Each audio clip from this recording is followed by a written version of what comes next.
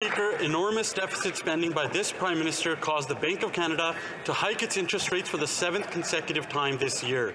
An average mortgage will cost Canadians an extra $7,000 in interest payments alone. This Prime Minister's reckless spending has already driven up the costs on gas and groceries, and his failed energy policies will make home heating costs double. He'll further pile-drive Canadians financially when his failed carbon tax increases this year.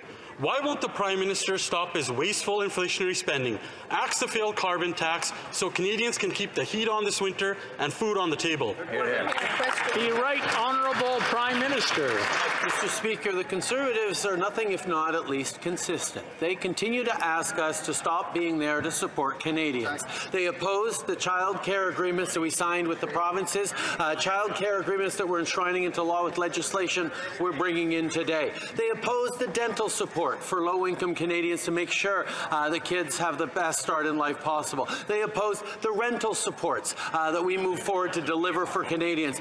They stood against the kinds of supports we were flowing to Canadians through the dark times of the pandemic.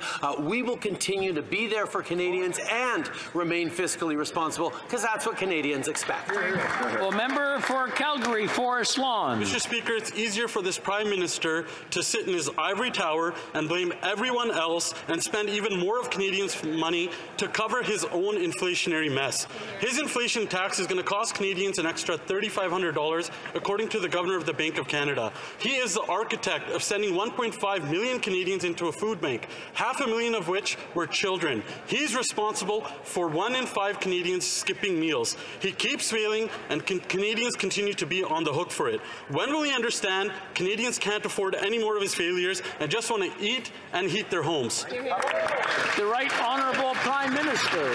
Speaker, the Conservatives say they stand with Canadians, and then they stand in opposition to measures that ensure that Canadians can send their kids to the dentist. Then they stand in opposition to measures that will give families who pay a large amount of their low incomes on rent to get an extra bit of help. Then they stand against and continue to stand against child care fees that have been cut in half across the country, that is not only giving opportunities for kids to get the best start in life, not only supporting parents when the cost of living and payments are so high, but at the same time ensuring that our economy grows as people participate fully in our growth.